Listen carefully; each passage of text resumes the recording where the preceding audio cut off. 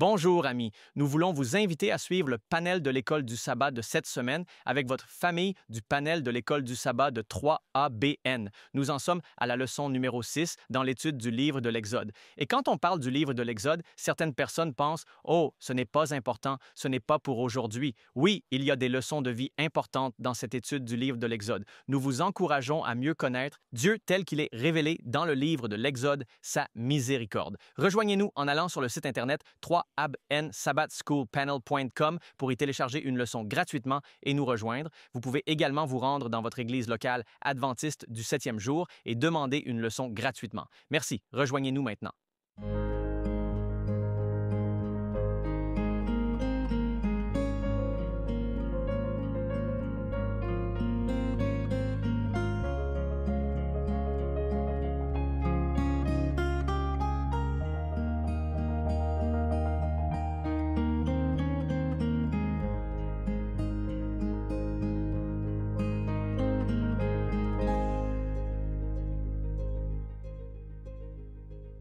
Bienvenue à la table ronde de l'école du sabbat de 3ABN. Mon nom est John Dincy. C'est une bénédiction pour moi d'être avec vous pour animer cette leçon numéro 6 de cette étude trimestrielle sur l'Exode. Nous étudions le livre de l'Exode. C'est une étude passionnante et inspirante qui est précieuse pour vous et moi aujourd'hui. Soyez avec nous pendant cette heure que je vais appeler une heure de bénédiction.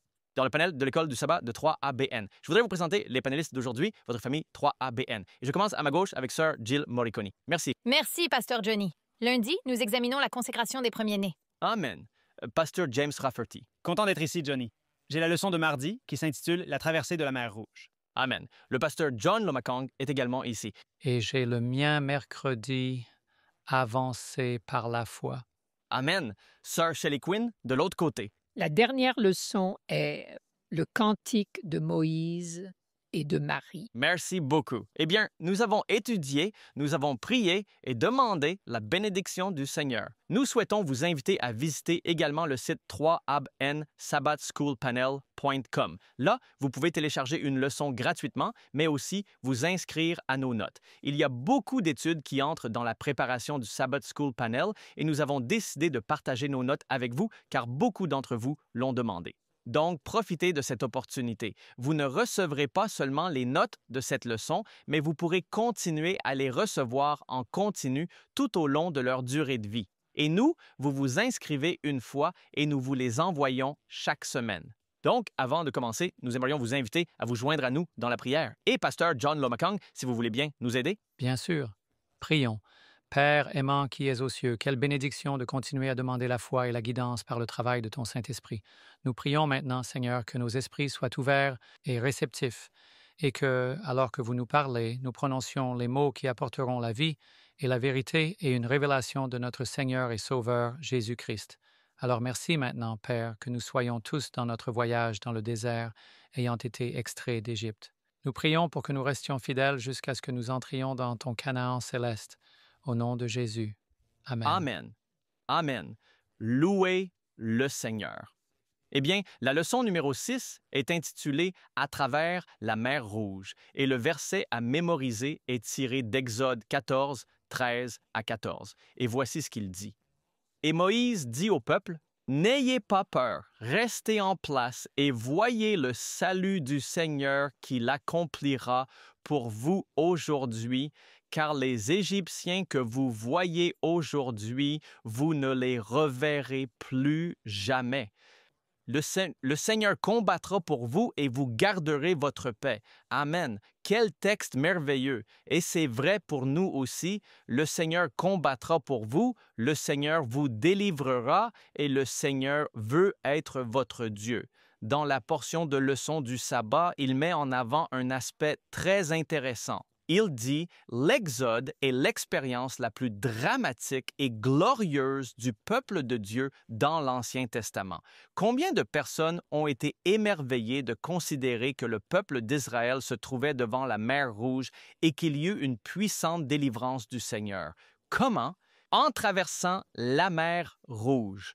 Voilà de quoi il s'agit et nous voulons que vous fassiez bien attention pour voir comment Dieu a délivré son peuple, un signe qu'il vous délivrera aussi.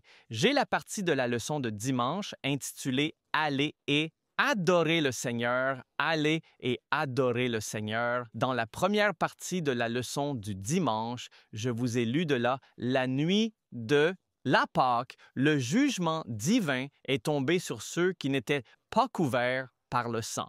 Exode 12, 1 à 12. Personne n'a échappé à cause de sa position, éducation, statut social ou genre. Le châtiment a frappé toutes les familles, du pharaon aux esclaves et même les premiers-nés des animaux. La fierté de l'Égypte était à terre. Mais pourquoi Dieu a-t-il fait cela? Pourquoi a-t-il infligé ce coup dévastateur au peuple d'Égypte? Écoutez attentivement alors que nous présentons ces éléments dans cette leçon. Eh bien, allons à Exode 12, versets 31 à 36. Et la question que nous avons devant nous est: quelle demande étrange Pharaon fait-il et pourquoi, même s'il donne la permission à tous de partir? Alors, la leçon nous indique Exode chapitre 12, versets 31 à 36. Je vais revenir en arrière et aller au verset 29 et 30 pour nous mettre un peu dans le contexte. Et il arriva qu'à minuit, le Seigneur frappa tous les premiers-nés dans le pays d'Égypte, depuis le premier-né de Pharaon qui était assis sur son trône jusqu'au premier-né du captif qui était dans la donjon et tous les premiers-nés du bétail. Alors Pharaon se leva dans la nuit, lui et tous ses serviteurs et tous les Égyptiens, et il y eut un grand cri en Égypte, car il n'y avait pas une maison où il n'y avait pas un mort. Alors il se lève pendant la nuit. Maintenant, remarquez qu'il n'attend pas la lumière du matin. Tout de suite, verset 31, Exode 12, verset 31, alors il appela Moïse et Aaron de nuit et dit: « Levez-vous, sortez du milieu de mon peuple, vous et les enfants d'Israël, et allez, servez le Seigneur comme vous l'avez dit. » Cela était si dévastateur qu'ils ne pouvaient plus supporter après avoir affronté tant de fléaux. Et vous savez, il est important de considérer qu'ils n'avaient pas besoin de subir tous ces fléaux. À tout moment, même dès le tout premier instant, lorsque Moïse et Aaron se sont présentés, Moïse et Aaron se sont présentés devant le Pharaon et ont dit: « Voici ce que le Seigneur a demandé. » Ils auraient pu laisser partir le peuple d'Israël et s'épargner toute leur souffrance. Mais non, rébellion et orgueil dit non. Et donc, dans Exode chapitre 8, verset 24, une chose intéressante nous est présentée ici. Remarquez ceci, Exode chapitre 8, verset 28, « Alors le Pharaon a dit: « Je vous laisserai partir afin que vous offriez des sacrifices au Seigneur votre Dieu dans le désert. Seulement, vous ne devez pas aller très loin. Intercède pour moi. » Cela se passe après la plaie des mouches, une nuée de mouches. Il disait: « Wow, c'est tellement dévastateur. Allez-y, vous pouvez partir, mais ne partez pas trop loin. » Mais non, le Seigneur avait dit qu'il devait simplement partir et vraiment ne pas revenir. Dans Exode 9, versets 26 à 28, encore une fois, après une autre plaie, voici ce qui se passe. Exode 9, versets 26 à 28. « Seulement dans le pays de Goshen, où étaient les enfants d'Israël, il n'y avait pas de grêle. Et Pharaon fit appeler Moïse et Aaron et leur dit: « J'ai péché cette fois-ci. Le Seigneur est juste et mon peuple et moi sommes méchants. Implorez le Seigneur pour qu'il n'y ait plus de fortes tonnerre et de grêle, car c'est suffisant. Je vous laisserai partir et vous ne resterez plus longtemps. » Eh bien, il semblait qu'il avait abandonné. Vous pouvez partir, mais après la fin de la plaie, il endurcit son cœur et ne laissa pas partir le peuple. Et donc, ils ont dû endurer plus de fléaux. Nous avons cela maintenant avec cette horrible expérience des premiers-nés tués. Ils étaient donc prêts à laisser partir le peuple. Exode 12, 32, et où nous en sommes, nous continuons. Prenez aussi vos troupeaux et vos troupeaux comme vous l'avez dit. Remarquez, comme vous l'avez dit, et partez. Et maintenant vient la demande surprenante. Et bénissez-moi aussi. Quoi? Le Pharaon qui au début disait « Je ne connais pas Dieu, je ne sais pas qui il est et je n'ai aucun intérêt pour lui », maintenant il dit « Et bénis-moi aussi ». Pourquoi? Pourquoi?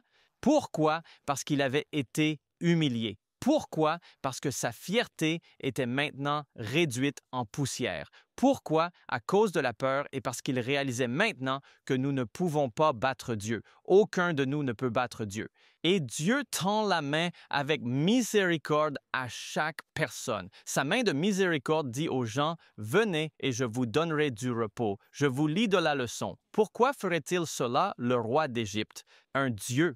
Parce qu'en réalité, quand on dit Pharaon, c'est ce qu'ils étaient considérés, un Dieu sur terre parmi son peuple. Demande cela, bénis-moi aussi. On dirait qu'il commence enfin à comprendre le pouvoir du Dieu hébreu et qu'il aimerait en bénéficier. Cependant, comment Dieu peut-il le bénir alors qu'il est plongé dans la rébellion, entêtement, péché et orgueil? Certes, il a finalement donné son consentement, mais ce n'était pas par soumission à la volonté de Yahweh. C'était plutôt par défaite. Il n'était pas repentant comme ses actions ultérieures le révéleront. Il voulait simplement arrêter la dévastation qui détruisait son royaume.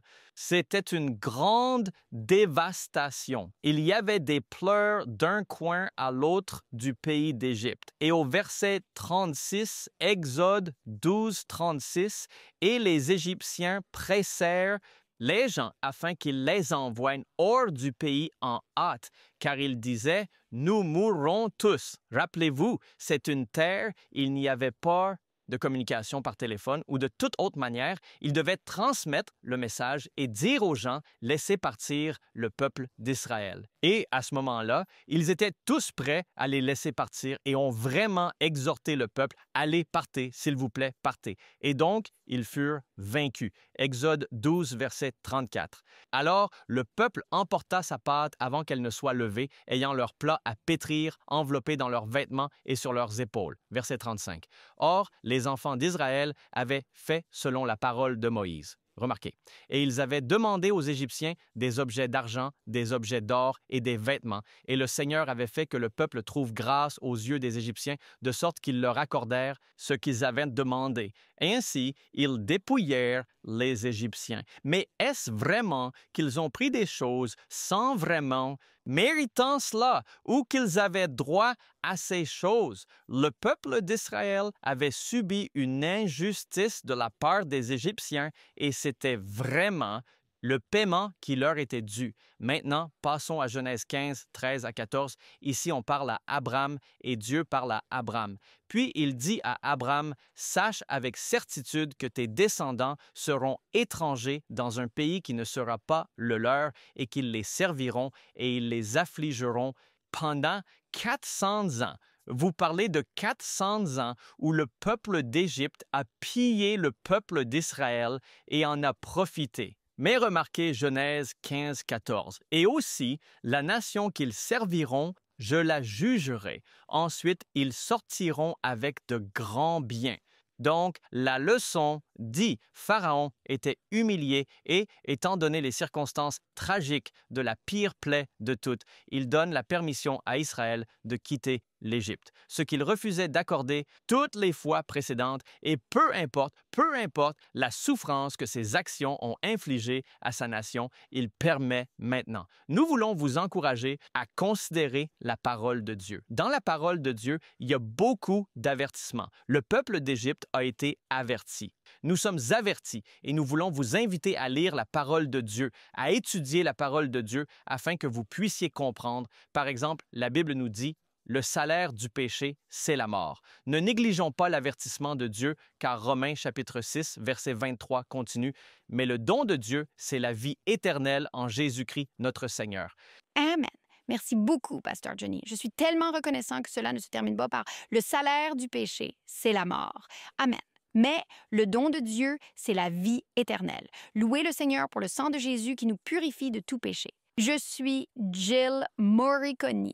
Lundi, nous examinons la consécration des premiers-nés. Comme vient de le dire le pasteur Johnny, juste après minuit, encore en plein milieu de la nuit, juste après que tous les premiers-nés aient été tués, les Israélites sont envoyés poussés dehors. Dieu opère la délivrance. Et dans Exode 13, c'est mon passage, les 16 premiers versets, nous examinons la consécration des premiers-nés.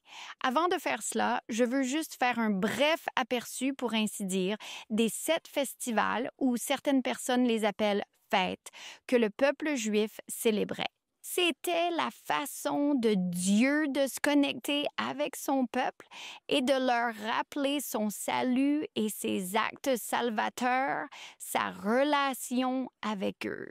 Ce n'est probablement pas la meilleure illustration, mais pourquoi avons-nous des anniversaires? Pourquoi célébrons-nous des anniversaires de naissance? Cela nous rappelle qui est cette personne ou un moment spécial dans l'histoire de notre relation. Alors, il y avait 4 festivals de printemps, 3 festivals d'automne et 2 des festivals de printemps. Les 2 premiers dont nous avons déjà parlé, Pâques et la fête des pains sans levain. Tous les 2 sont liés à Jésus et la mort de Jésus. Nous avons le sang de Jésus et le corps brisé de Jésus, et tous 2 sont d'ailleurs liés à cette consécration du premier-né dont nous allons parler aujourd'hui. Ensuite, la 3e fête ou festival serait les prémices. Nous pourrions la relier à la résurrection de Jésus. Ce serait la récolte de l'orge et la première des 3 récoltes juives. Jésus, bien sûr, étant les prémices des morts. Nous trouvons cela dans 1 Corinthiens 15, verset 20. Puis, 50 jours plus tard, nous avons la fête des semaines, qui peut être liée à ce qui s'est passé 50 jours après. Pentecôte, l'effusion du Saint-Esprit. Ensuite, nous passons à l'automne et nous avons la fête des trompettes. Maintenant, cela pourrait être lié aux 7 trompettes de l'Apocalypse. Cela m'intéresse, sonner, préparer les gens pour ce jour de l'expiation, car la fête ou le festival suivant qui vient ensuite est le jour de l'expiation. Les 7 trompettes, nous le savons, sonnent avant la seconde venue de Jésus, rappelant aux gens que Dieu est notre Créateur et notre Juge. Dans l'Apocalypse, en fait, Pasteur James, vous pouvez me corriger, mais je pense que les trompettes culminent avec la scène du sanctuaire. Et c'est intéressant parce que je pense que c'est la première fois dans l'Apocalypse que nous voyons le très saint lieu. L'Arche de l'Alliance est ce qui nous conduit à la fête numéro 6, qui est le jour des expiations, correspondant à 1844 jugements d'enquête. Ce jour d'humilité et de repentance, d'introspection, de purification du lieu très saint dans le sanctuaire. La dernière fête ou festival est la fête des tabernacles ou des cabanes. Cela suivait le jour des expiations et c'était un rappel pour le peuple, vous savez, de leur errance dans le désert. Ils vivraient pendant 7 jours dans ces tentes ou ces tabernacles, leur rappelant la délivrance par Dieu, et ils agitaient des branches de palmier pour exprimer la joie devant le Seigneur. Cela me rappelle, dans l'Apocalypse 7, Jean voit une multitude innombrable de personnes de toutes les nations devant le trône et l'agneau agitant des branches de palmier, louant Dieu et l'agneau. Donc, en un sens, cela fournit presque ce cadre pour l'histoire du salut, du sang de Jésus, jusqu'à la rédemption accomplie. Nous sommes ensemble pour toujours avec Jésus au ciel. Regardons donc cette consécration des premiers-nés. Nous sommes dans Exode 13, verset 1. Alors le Seigneur parla à Moïse, disant, « Consacre-moi tous les premiers-nés, tout ce qui ouvre le sein parmi les enfants d'Israël, tant de l'homme que de la bête. C'est à moi. » Première leçon. Dieu est le créateur et le propriétaire de tout. C'est un rappel que tout appartient à Dieu. Il est le créateur et il est le propriétaire. Psaume 24, verset 1.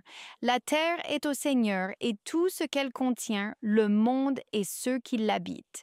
Les premiers-nés israélites, fils et animaux, seraient un rappel lorsqu'ils les consacraient au Seigneur. Cela leur rappelait leur totale consécration à Dieu et leur compréhension que tout ce qu'ils possédaient venait uniquement de Dieu. Ensuite, nous avons un petit intermède parlant de cette fête des pains sans levain, et puis nous passons au verset 11. Donc, nous sommes dans Exode 13, 11. « Quand le Seigneur, Yahweh, te fera entrer dans le pays des Cananéens, comme il te l'a juré à toi et à tes pères, et te le donnera, tu sépareras, ou tu devras consacrer au Seigneur tout premier-né qui ouvre le sein maternel, c'est-à-dire tout premier-né mâle d'un animal que tu possèdes. Les mâles appartiendront au Seigneur. Mais tout premier-né d'un âne, tu le rachèteras avec un agneau. Et si tu ne le rachètes pas, alors tu lui briseras la nuque. Et tout premier-né d'homme parmi tes fesses, tu le rachèteras. Leçon numéro 2. Tout ce que nous avons, tout ce que nous sommes, appartient à Dieu. Les premiers-nés devaient être consacrés ou mis à part comme un symbole, pour ainsi dire, que tout ce qu'ils ont et sont appartient à Dieu. Maintenant, de manière intéressante, il parle de l'âne. Nous ne passerons pas beaucoup de temps là-dessus en ce qui concerne la rupture du cou de l'âne, mais je pense que c'est la distinction. Les animaux purs devaient être sacrifiés. Les animaux impurs étaient rachetés avec le sang de l'agneau. Les animaux impurs étaient rachetés. Ainsi, les purs étaient sacrifiés, impurs, et les premiers-nés, ils ne sont pas sacrifiés, pas de sacrifice d'enfants. Ils sont simplement consacrés au Seigneur, rachetés par le Seigneur. Jésus, troisième point à retenir, a racheté notre rédemption avec son sang. 1 Pierre 1, 18 à 19. Sachant que vous avez été rachetés, non par des choses corruptibles comme l'argent ou l'or hérité de vos pères, mais par le précieux sang de Christ, comme d'un agneau sans défaut et sans tache. Continuons la lecture, verset 14. Et lorsque ton fils te demandera un jour, « Qu'est-ce que cela ?» tu lui répondras, « Par la force de sa main, le Seigneur nous a fait sortir d'Égypte, de la maison de servitude. » Et il arriva que lorsque Pharaon s'obstinait à nous laisser partir, le Seigneur tua tous les premiers-nés dans le pays d'Égypte, tant les premiers-nés des hommes que les premiers-nés des bêtes. C'est pourquoi j'ai sacrifié au Seigneur tous les mâles qui ouvraient l'utérus, mais tous les premiers-nés de mes fils, je les ai rachetés. Quatrième point à retenir, souvenez-vous de ce que Dieu a fait pour vous. Le pasteur Johnny a parlé de ces versets lors de la dernière leçon, de l'importance d'enseigner à vos enfants ce que Dieu a fait, de l'importance de les instruire à ce sujet. Et en fait, les Juifs ont gardé cela pendant de très, très nombreuses années. Probablement 1500 ans après l'Exode, Joseph et Marie ont amené leur premier-né, Jésus, au temple pour être consacré au Seigneur. Et en fait, Luc en parle. Vous pouvez lire Luc chapitre 2, verset 22. « Lorsque les jours de sa purification selon la loi de Moïse furent accomplis, ils l'amenèrent à Jérusalem pour le présenter au Seigneur. Comme il est écrit dans la loi du Seigneur, « Tout mâle qui ouvre le sein », ceci est une citation de l'Exode, sera appelé saint pour le Seigneur. Et pour offrir un sacrifice selon ce qui est dit dans la loi du Seigneur. Donc, il pratiquait cela, la consécration du premier-né, comme un rappel du Dieu qui délivre, le Dieu qui rachète, le Dieu qui couvre avec le sang de la Pâque, comme un rappel de qui était leur sauveur. Verset 16. Cela devrait être pour toi un signe sur ta main et un fronteau entre tes yeux, car par la force de sa main, le Seigneur nous a fait sortir d'Égypte. Maintenant, les Juifs orthodoxes peuvent prendre cela littéralement.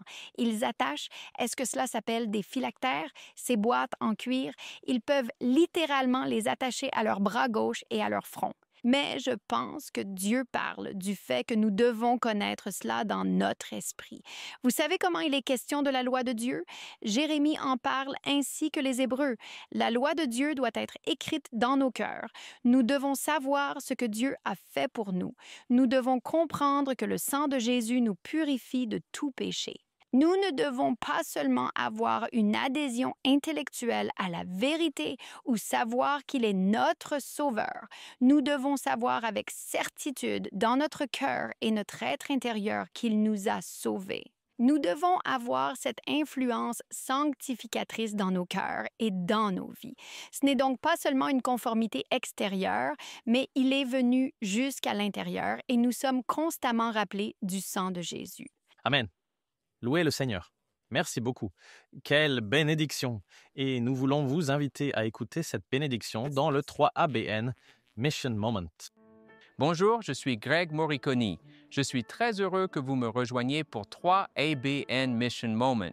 Manny a découvert 3 ABN en se remettant d'une grave opération du dos.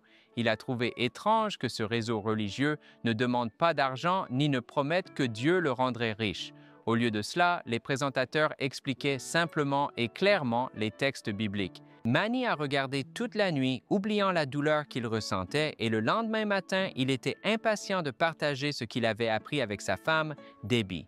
Peu après, ils ont demandé à leur pasteur ce qu'ils apprenaient et ont été surpris par ses réponses. « Les 10 commandements ne sont que des directives », a-t-il dit. Ils ont été cloués à la croix quand Jésus est mort et quand ils ont posé des questions sur le saint sabbat de Dieu, les réponses changeaient constamment aussi. Les choses sont devenues si inconfortables qu'ils ont senti que Dieu leur montrait clairement que ce n'était pas leur place. Alors ils ont trouvé une église adventiste du 7e jour où leurs questions ont été accueillies avec enthousiasme et les réponses provenaient de la parole de Dieu. Beaucoup d'amis ont essayé de les dissuader, mais rien ne pouvait les empêcher de devenir membres de leur nouvelle église adventiste. Manny et Debbie ont trouvé une famille d'église où ils se sentaient à leur place et aujourd'hui, ils sont impliqués dans le service de leur communauté avec la foi qui les soutient à travers tout. N'est-ce pas incroyable comment Dieu a transformé une récupération douloureuse en une occasion d'apprendre la vérité biblique? Retrouvez-moi la prochaine fois sur 3 ABN Mission Moment. Amen. Le Seigneur fait des choses grandes et puissantes et nous louons le Seigneur pour cela. Nous continuons avec la leçon numéro 6, mardi, Pasteur James Rafferty. Merci, John. C'est bien d'être ici avec vous. Nous sommes sur la leçon de mardi, la traversée de la mer Rouge, et nous allons examiner quelques versets ici dans l'Exode qui pourraient vous surprendre.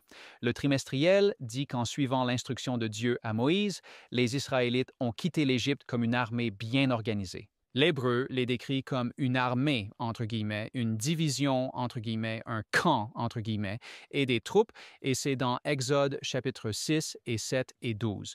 En fait, nous allons juste regarder quelques-uns de ces versets. Ouvrons Exode chapitre 6 au verset 26. Exode chapitre 6 au verset 26. Et je crois qu'en étudiant cela, nous allons comprendre pourquoi Dieu décrit son peuple, qui vient juste d'être émancipé de l'esclavage, comme une armée bien équipée. Exode chapitre 6, verset 26. Ce sont ceux-là, Aaron et Moïse, à qui le Seigneur a dit « Faites sortir les enfants d'Israël du pays d'Égypte selon leurs armées. » Maintenant, une armée est définie en hébreu comme une masse de personnes spécialement organisées pour la guerre. Lisons Exode chapitre 7, verset 4. Exode chapitre 7, verset 4. « Mais le Pharaon ne vous écouta point afin que je puisse étendre ma main sur l'Égypte et faire sortir mes armées. » Encore, même mot hébreu que le verset précédent. Et mon peuple, les enfants d'Israël, hors du pays d'Égypte par de grands jugements. Lisons maintenant Exode chapitre 12 au verset 17. « Et vous observerez la fête des pains sans levain, car en ce même jour, j'ai amené vos armées hors du pays d'Égypte. C'est pourquoi vous observerez ce jour dans vos générations par une ordonnance pour toujours. » Maintenant, lisons Exode chapitre 12, verset 44. « Et il arriva qu'à la fin des 430 ans, le jour même, il arriva que toutes les armées du Seigneur sortirent du pays d'Égypte. » Maintenant, ce mot « armée » est aussi, en hébreu, signifie aussi « armée ». Et ensuite, nous avons l'Exode chapitre 12 au verset 51. « Et il arriva en ce même jour que le Seigneur fit sortir les enfants d'Israël du pays d'Égypte par leurs armées. » Donc, cela utilise effectivement le mot ici dans ce verset que nous trouvons en hébreu. Ensuite, Exode chapitre 14, versets 19 et 20. « Et l'ange de Dieu qui allait devant le camp. » Et cela, en hébreu, c'est une armée. D'Israël s'est déplacé et est allé derrière eux, et la colonne de nuée est allée devant leur face et se tenait derrière eux. Et il est venu entre eux, où ça s'est placé entre le camp et c'est une armée des Égyptiens. Et bien sûr, nous savons que les Égyptiens étaient une armée, car ils sont venus avec leurs chars et leurs cavaliers. Le même mot est utilisé pour décrire l'armée égyptienne qu'il est utilisé pour décrire le peuple de Dieu et le camp d'Israël. Et c'était une nuée et des ténèbres pour les uns, mais il éclairait la nuit pour les autres, de sorte que l'un n'approchait pas de l'autre de toute la nuit. C'était Exode 14, 19-20. Donc, il est dit ici que Dieu conduit son peuple à travers le chemin du désert, à travers la mer Rouge, comme un corps de soldats équipés ou organisés. Cette description m'a un peu surpris. Quand j'ai regardé cela, j'ai pensé une armée, eh bien, des soldats bien bâtis, des hommes valides, parce que vous savez, quand on y pense, ils ne semblaient pas avoir le courage d'une armée. Ils ne semblaient pas avoir les possessions matérielles. Ce que je veux dire, l'armement d'une armée, n'est-ce pas? Ils ne semblaient pas avoir l'artillerie, la discipline, les soldats, les lances, les épées. Qu'avaient-ils? Pourquoi les appelle-t-on une armée? Et puis, bien sûr, nous revenons à notre lecture des Écritures pour cette semaine, qui est Exode chapitre 14, verset 14. Et le pasteur Johnny a partagé cela plus tôt alors que nous commencions.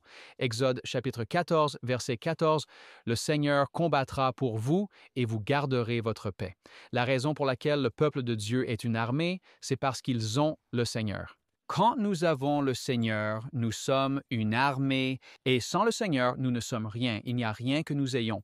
Et c'est intéressant, comme vous continuez à lire ici dans Exode chapitre 14, verset 15, le Seigneur dit à Moïse, « Pourquoi cries-tu vers moi? Parle aux enfants d'Israël qu'ils avancent. Parce que je suis avec eux, ils sont une armée, n'est-ce pas?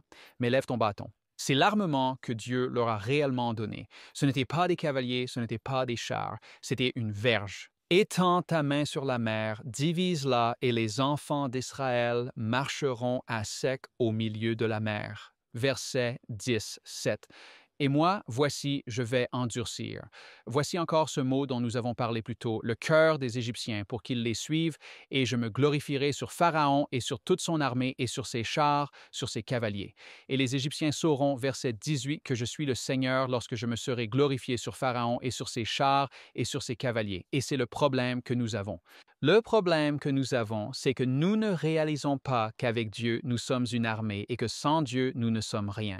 Et quand nous expérimentons l'armée de Dieu alors qu'il est présent avec nous, cela nous conduit à prendre la gloire pour nous-mêmes. Alors, nous avons cette difficulté, ce défi avec notre nature humaine. D'une part, nous ne croyons pas parfois que Dieu peut faire ce qu'il dit. Et puis quand nous voyons Dieu agir, nous avons cet autre déséquilibre à prendre la gloire pour nous-mêmes, n'est-ce pas? Et donc Dieu dit, « Je serai votre armement. » Et les Égyptiens sauront que je suis le Seigneur. En fait, nous revenons au même mot encore, endurcir. Nous avons parlé du fait qu'il existe deux définitions différentes, des définitions hébraïques pour le mot endurcir, et l'une d'elles est encourager. Du moins, c'est ainsi que je l'interprète. Vous pouvez l'utiliser dans les deux sens. L'autre était décourager ou endurcir votre cœur dans un sens négatif.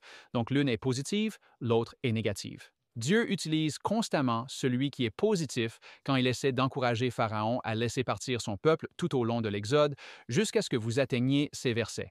Quand vous atteignez ces versets, il utilise le même mot, celui qui est pour encourager, mais il va encourager Pharaon à aller dans la mer après le peuple de Dieu. Il va encourager Pharaon à poursuivre le peuple de Dieu, sachant qu'ils vont être noyés, qu'ils vont être submergés. En fait, alors qu'ils entrent dans la mer, on nous dit que des anges vont desserrer les roues des chars. Et donc, vous arrivez à cet endroit bibliquement parlant, n'est-ce pas, où Dieu encourage, mais finalement, nous arrivons à l'endroit où nous résistons, où nos cœurs deviennent si durs que Dieu maintenant, le seul but qu'il a maintenant est d'utiliser effectivement notre dureté pour sa gloire. Et c'est ce que nous voyons ici.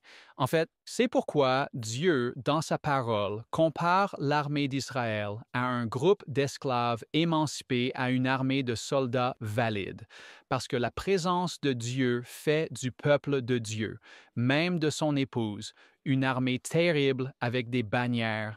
C'est ce qu'il dit dans le Cantique des Cantiques, n'est-ce pas? Que son épouse est comme une Est, redoutable comme une armée avec des bannières. Et en fait, le chapitre 6 d'Éphésiens nous appelle à revêtir l'armure de Dieu. Armure de Dieu, de quoi s'agit-il? Eh bien, c'est être armé, n'est-ce pas? Quelle est l'armure de Dieu? Eh bien, c'est sa justesse. C'est son salut, c'est sa foi, c'est sa vérité, c'est sa paix, c'est sa parole, afin que nous, comme les Hébreux, une multitude d'esclaves émancipés de l'esclavage du péché, soyons comme une armée de soldats en bonne santé. Et c'est de cela que nous parlons ici. Pasteur John et Jill, nous avons parlé du sang de l'agneau. Nous avons parlé de se souvenir d'être rappelés de ce que Dieu a fait pour nous à travers ces différentes fêtes que Dieu nous a données. Nous avons parlé de comment Dieu va recevoir toute la gloire pour tout ce qu'il a fait pour nous, parce que maintes et maintes fois, nous sommes confrontés à la faiblesse de nos propres cœurs pécheurs. L'échec, sinon dans les actions, dans les mots et pensées que nous avons lorsque nous rencontrons la tentation, lorsque nous rencontrons le mal, lorsque nous rencontrons les forces opposées à Dieu dans ce monde. Alors, que dit Dieu? Eh bien, nous avons fait un parallèle entre l'Exode et l'Apocalypse et nous avons remarqué certains parallèles là-bas. Je veux que nous regardions un autre passage dans l'Apocalypse chapitre 17, verset 17. Dans l'Apocalypse chapitre 17, verset 17, nous avons parlé dans ce contexte de la façon dont les puissances de la fin des temps vont se consolider et elles vont faire la guerre contre l'agneau. Parfois, nous le prenons personnellement. Nous pensons « Oh, ils nous font la guerre ». Mais Apocalypse 17 résume en quelque sorte « Non, ils ne nous font pas la guerre, ils font la guerre à l'agneau ». Mais ceux qui sont avec l'agneau sont fidèles et choisis. C'est ce que notre travail doit être avec l'agneau. Notre travail n'est pas de combattre les forces qui s'opposent à Dieu. Notre travail est d'être avec l'agneau. Et ensuite, l'agneau va être fidèle pour vaincre ses forces. Parce que pourquoi? Le verset 17. « Car Dieu a mis dans leur cœur d'accomplir sa volonté, d'être d'accord et de donner leur royaume à la bête jusqu'à ce que les paroles de Dieu soient accomplies. » Alors, plus tôt, nous sommes revenus à la Genèse et nous avons noté les paroles de Dieu que vous allez être en esclavage pendant 400 ans et ensuite vous allez sortir avec de grandes richesses. Et la même chose ici. Dieu a un but, il a une volonté, cela va être réalisé. Tout comme avec Pharaon à la fin des temps. Maintenant, avant ce temps, Dieu va éclairer la terre de sa gloire. Il va appeler son peuple à sortir de Babylone. Il va donner à chaque personne une opportunité pour répondre à l'évangile éternel des messages des trois anges. Et c'est pourquoi nous sommes ici. C'est tout l'objectif de Three Angels Broadcasting. Transmettre ce message évangélique à travers le monde dans toutes les langues possibles. Mais finalement, Dieu va nous livrer à ce que nous avons choisi, tout comme il l'a fait avec Pharaon, et il accomplira sa volonté dans notre entêtement et notre résistance. Merci, James. Magnifique. Si bien assemblé. Merci d'avoir préparé le terrain pour mercredi. Avancer avec foi. Maintenant, c'est vraiment important pour moi parce que souvent, nous attendons que les circonstances et les situations soulagent de nos peurs avant de décider de suivre la parole de Dieu et suivre la direction de Dieu. Allons dans le livre de l'Exode, chapitre 14. C'est, je l'appelle, le chapitre de la marche, où Dieu prend le peuple de Dieu passe d'écouter simplement ce que Dieu leur a demandé de faire à faire ce que Dieu leur demande de faire. Et il y a un partenariat que je vais souligner dans Exode 14, un partenariat entre la foi de Moïse, les œuvres de Moïse et les miracles et la puissance de Dieu. La foi de Moïse, les œuvres de Moïse et les miracles et la puissance de Dieu.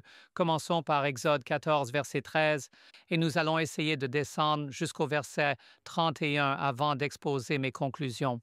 Et Moïse dit au peuple, quels sont les 4 premiers mots suivants? N'ayez pas peur. Maintenant, quand vous pensez à la raison de ne pas avoir peur et que nous vivons dans un monde de peur aujourd'hui, si vous pensez au climat de notre monde actuel, il y a beaucoup de raisons d'avoir peur. Vous savez, le marché boursier, le climat du monde, les guerres, l'instabilité tenace entre les nations, tout pourrait arriver à tout moment. La scène est parfaitement préparée pour que le monde sombre dans un bourbier irréversible. Mais les gens de Dieu au milieu de ce monde, comme au milieu de l'Égypte, sont avertis. N'aie pas peur, car Dieu, le Dieu des Égyptiens, désolé, le Dieu des Israélites au milieu des Égyptiens, est le Dieu qui nous garde encore aujourd'hui. Psaume 27, 3 à 5. Voici pourquoi, et je suis tellement content que tu aies utilisé le mot armée, parce que David, le psalmiste, utilise exactement la même terminologie ici. Et il dit, Psaume 27, 3 à 5, « Même si une armée campe contre nous, mon cœur ne craindra pas. Bien que la guerre se lève contre moi, en cela je serai confiant. » Verset 20, chapitre 27, 4. « Une chose que j'ai désirée du Seigneur que je rechercherai, c'est d'habiter dans la maison du Seigneur tous les jours de ma vie, pour contempler la beauté du Seigneur et visiter son temple. Et voici la raison. Car au temps de la détresse, il me cachera dans son pavillon, dans l'abri de son tabernacle, il me cachera, il m'élèvera hautement sur un rocher. Maintenant, c'est la promesse que David a donnée dans l'Ancien Testament.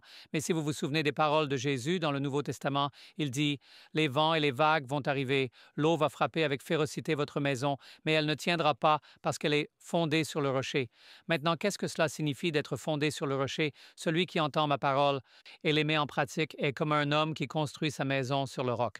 Donc, le Seigneur ne parle pas seulement de position physique, mais il dit « Si tu lis ma parole et vis selon ma parole, tu es sur le roc. » Mais si vous ignorez ma parole, vous n'êtes pas sur le rocher. Et si vous revenez en arrière et regardez la fonctionnalité de cela, Moïse était là, écoutant la parole de Dieu et suivant. Regardons ce plan, c'est phénoménal. Allons au verset 16 d'Exode 14, et je vais faire des allers-retours ici. Et la Bible dit, eh bien, laissez-moi commencer par le verset 15.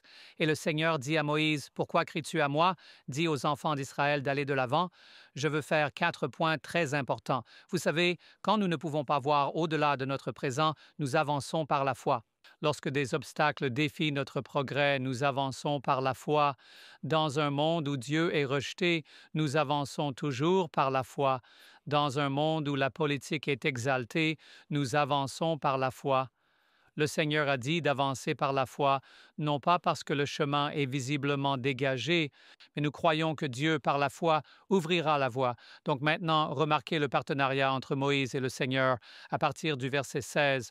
Et nous allons voir cela, comment Moïse fait ce que Dieu dit et Dieu fait ce que Moïse ne peut pas faire. Verset 16, « Mais lève ton bâton et étends ta main sur la mer et divise-la. » Maintenant, le Seigneur dit à Moïse, « Fais cela, et quand Moïse le fait, remarquez comment le Seigneur agit. » Verset 19. « Et l'ange du Seigneur qui allait devant le camp d'Israël se déplaça et alla derrière eux, et la colonne de nuée se déplaça de devant eux et se tint derrière eux. » Maintenant, Moïse fait l'étirement et Dieu fait le travail.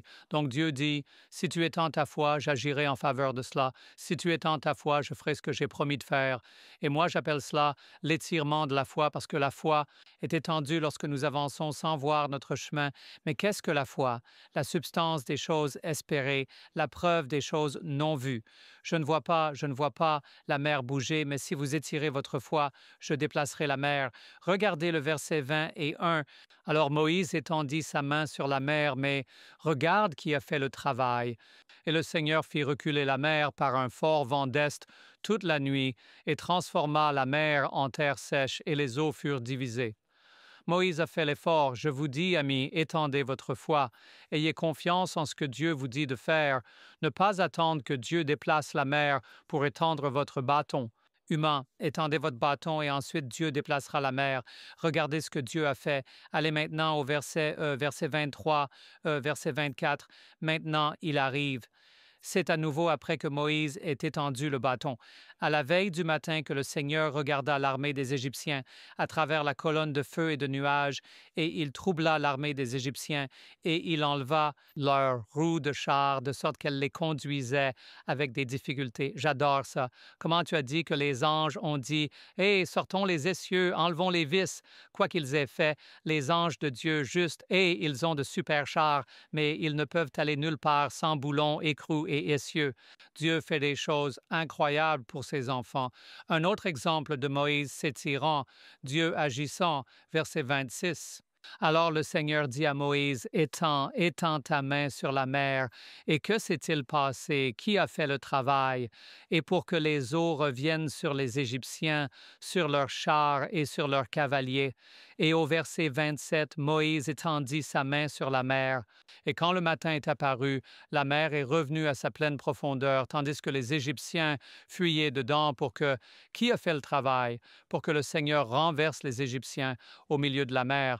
Maintenant, souvenez-vous de ceci, il faut s'étirer. Dieu va faire le travail. Tu dois dire, je ne peux pas voir ce qui va se passer dans le prochain instant. Je ne sais pas d'où va venir mon travail. Je ne vois pas comment mon mariage va être sauvé. Mes enfants vont dans toutes les directions sauf la bonne. Je ne peux tout simplement pas le voir. Mets-toi à genoux, lis la parole de Dieu et étends ta foi. Et Dieu agira en notre faveur. Et j'ai quelques points que je veux clarifier très, très clairement. C'est quelque chose dont Jacques parle dans Jacques 2, 18. Mais quelqu'un dira, tu as la foi et moi j'ai les œuvres. Montre-moi ta foi sans tes œuvres, et moi je te montrerai ma foi par mes œuvres. C'est exactement ça. La foi sans les œuvres est morte. Tu pourrais croire à la parole de Dieu, mais si tu ne fais aucun effort, il n'y a pas de foi là, parce que la foi nécessite de s'étendre au-delà du moment, point que je veux rendre très clair. En s'étendant, nous devons nous souvenir de la chose suivante. Ce n'est pas Moïse qui les a conduits dehors, c'est Dieu. Ce n'est pas Moïse qui a fait les miracles, c'est Dieu. Ce n'est pas Moïse qui les a sauvés de la destruction, c'est Dieu. Ce n'est pas Moïse qui a fourni leur nourriture dans le désert, c'était Dieu. Ce n'était pas Moïse qui les protégeait, c'était Dieu. Ce n'était pas Moïse qui a décidé de les libérer, c'était Dieu. Mais Moïse a fait l'étirement et Dieu a fait le travail. Et regardez le verset 29 de l'Exode 14. Que fit Dieu de tout ce travail et que firent les gens? Mais les enfants d'Israël avaient marché sur la terre sèche au milieu de la mer, et les eaux étaient un mur pour eux, à droite et à gauche.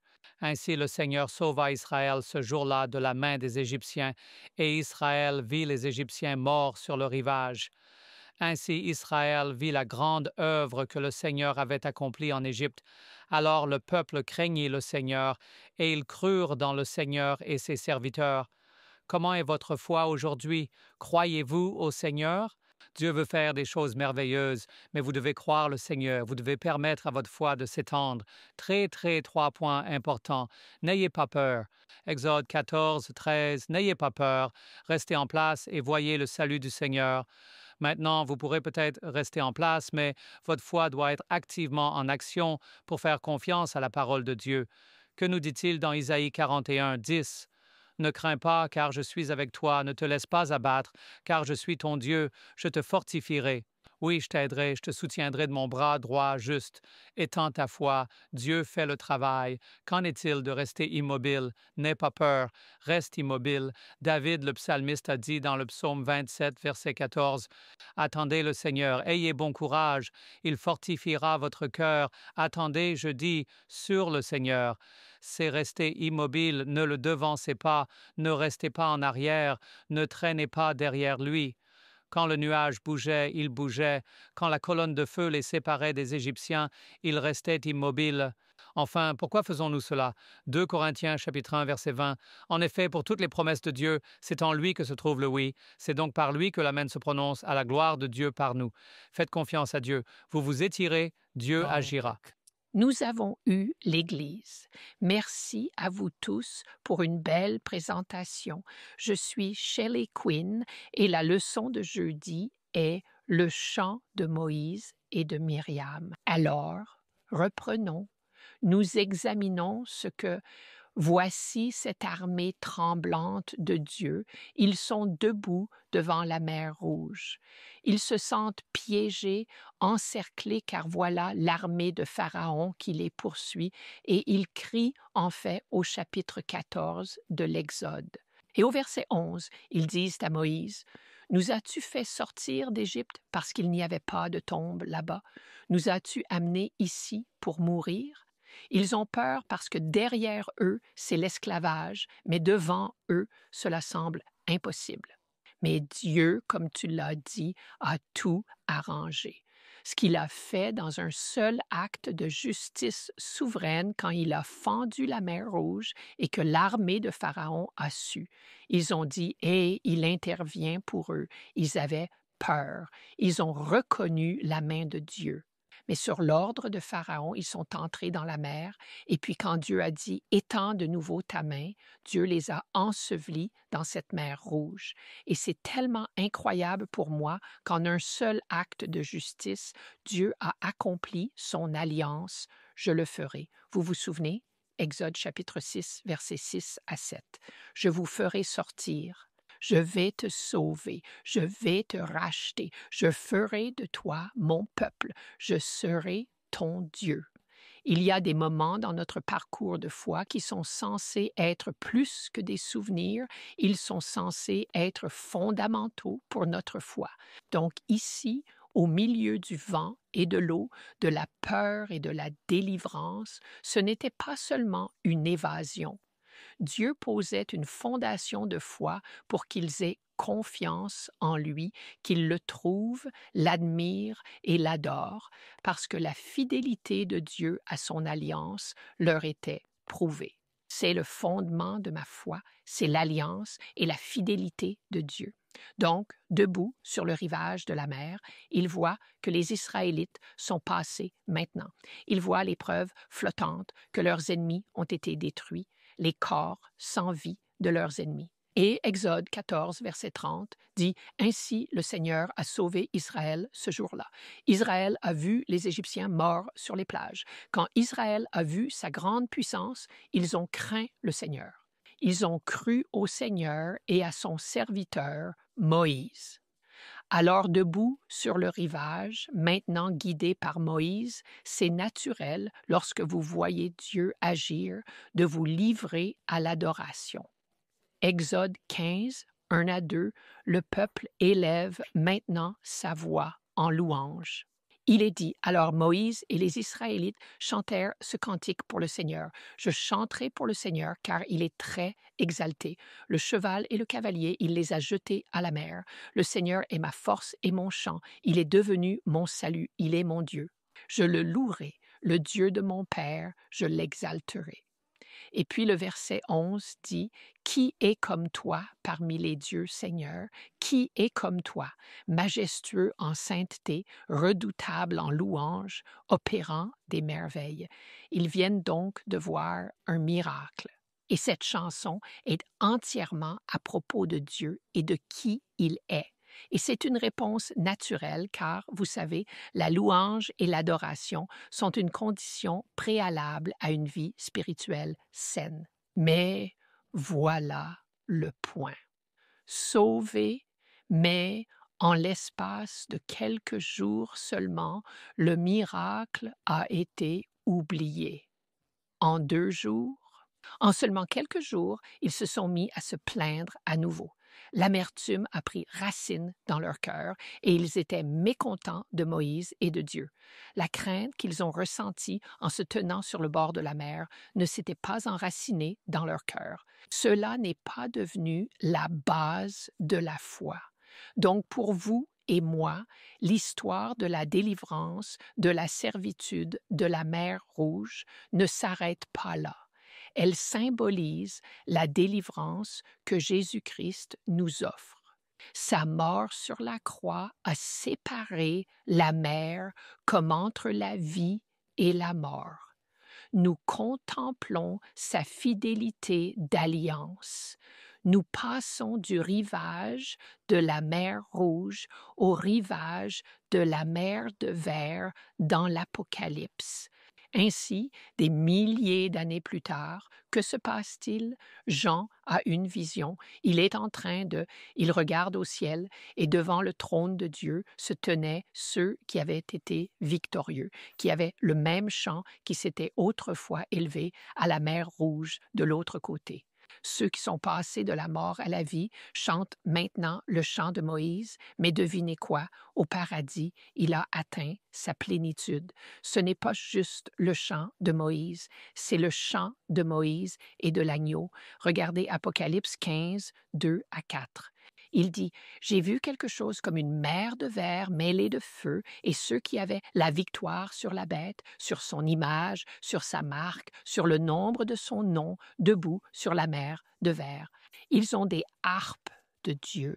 Ils chantent le cantique de Moïse, le serviteur de Dieu, et un cantique de l'agneau disant « Grands et merveilleux sont tes œuvres, Seigneur Dieu Tout-Puissant. Justes et véritables sont tes voies, ô Roi des saints, qui ne te craindrait, ô Seigneur, et ne glorifierait ton nom. Car toi seul es saint, toutes les nations viendront devant toi et t'adoreront, car tes jugements ont été manifestés. » Ce chant parle de notre délivrance.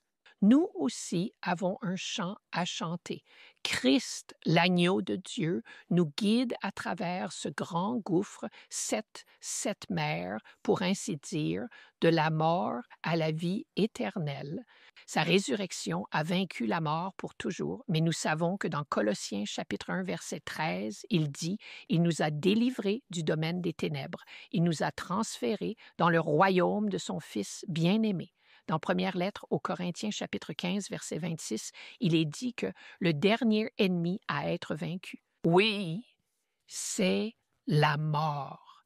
C'est ça. Alors, qu'est-ce que cela signifie pour nous? On se tient presque quotidiennement, semble-t-il, au bord de l'eau et dans nos propres manières de faire face à des barrières impossibles. Ne vous sentez-vous pas comme ça parfois? Il y a une oppression écrasante, les puissances, les pressions, les armées invisibles. Mais laissez-moi vous dire quelque chose. Le Dieu d'amour de l'Alliance promet encore « Je le ferai ». En tant que croyants aujourd'hui, notre grand moment de la mer Rouge est la croix de Jésus-Christ. Et juste Jésus a levé les mains, pas sur l'eau, mais sur la mort. C'est vrai. N'est-ce pas merveilleux? Je veux dire Alléluia, Alléluia. Et vous savez, c'est facile de chanter après la délivrance. Les Israélites ont loué, mais ils ont vite oublié. Donc, ce que nous voulons faire, c'est laisser cela être l'ancre, la fondation de qui nous sommes, comme tu le disais. Dans Matthieu chapitre 7, verset 24, si vous allez construire sur le rocher, vous devez mettre sa parole en pratique. C'est tellement important. Donc, la mer Rouge devait être plus qu'un souvenir. Vous savez, Jésus a dit dans Jean chapitre 5, versets 46 et 47, il parle aux responsables religieux et il a dit « Si vous croyez Moïse, vous me croiriez parce qu'il a écrit à mon sujet. Ne pensez pas que l'Ancien Testament n'est plus pertinent. De la Genèse à Malachie, tout tourne autour du Messie à venir. C'est fondamental pour notre foi. » Et il a dit, « Mais si vous ne croyez pas aux paroles de Moïse, vous ne me croirez pas non plus. » Ainsi, la croix du Christ est censée être le fondement de notre foi. Nous ne sommes pas délivrés simplement pour être sauvés, mais pour être transformés en son image. Et nous chantons le cantique de Moïse et le cantique de l'agneau. Que votre vie devienne un temple de souvenirs, pas juste une tente de louanges temporaires. Certaines personnes s'excitent et louent le Seigneur, mais elle doit être une cathédrale d'alliance, car vous êtes fondés. Louez le Seigneur, louez le Seigneur. Quelle bénédiction cela a été d'écouter chacun d'entre vous, et nous espérons que vous avez été bénis. Mais ce n'est pas terminé. Nous avons maintenant un moment pour un mot final de chacun de nos panélistes. Je me suis souvenu de 1 Corinthiens chapitre 15, verset 57. « Grâce soit rendue à Dieu qui nous donne la victoire par notre Seigneur Jésus-Christ. » La victoire n'a pas seulement été pour les Israélites traversant la mer Rouge. Dieu veut apporter cette victoire dans votre cœur et dans mon cœur, à chacun de nous, chaque jour. Il peut nous aider à traverser cette mer Rouge par sa puissance. Je pensais à cette chanson pour enfants, « Je suis dans l'armée du Seigneur ». Nous pouvons être des esclaves émancipés de l'esclavage du péché, mais une fois que nous acceptons Jésus-Christ comme notre Seigneur et Sauveur, nous sommes dans l'armée du Seigneur. J'ai été tellement ému par ça, Shelley, et par tout ce que j'ai entendu aujourd'hui. C'est de plus en plus puissant et loué soit Dieu. Je veux juste vous donner un passage simple, Exode 14, 14. « Le Seigneur combattra pour vous et vous garderez votre paix. Étirez-vous et regardez Dieu faire le travail. » Romains 8, verset 37. Dans toutes ces choses, nous sommes plus que vainqueurs par celui qui nous a aimés. Nous nous étendons, il conquiert. Amen. Louez le Seigneur. Merci à chacun de vous et nous espérons que vous avez été bénis dans ce programme. Je voudrais vous laisser avec Matthieu 3, 7, 8. Mais quand il vit plusieurs des pharisiens et des sadducéens venir à son baptême, il leur dit « Race de vipères, qui vous a appris à fuir la colère à venir ? Produisez donc du fruit digne de la repentance. » Et nous aimerions vous inviter à produire des fruits dignes de la repentance, contrairement à Pharaon qui disait « Bénis-moi, et qui n'étaient pas sincères. Prions le Seigneur. Notre Père céleste aimant, nous te remercions pour cette leçon. Il y a beaucoup de choses merveilleuses à apprendre et à comprendre. Nous prions pour que ton Saint-Esprit continue de nous guider dans toute la vérité. Au nom de Jésus, Amen. Eh bien, la semaine prochaine, nous avons la leçon numéro 7, intitulée « Le pain et l'eau de la vie ». Anne. Nous vous encourageons à prier pour nous pendant que nous préparons cette leçon et à nous rejoindre la semaine prochaine ici sur 3 ABN École du Sabbat.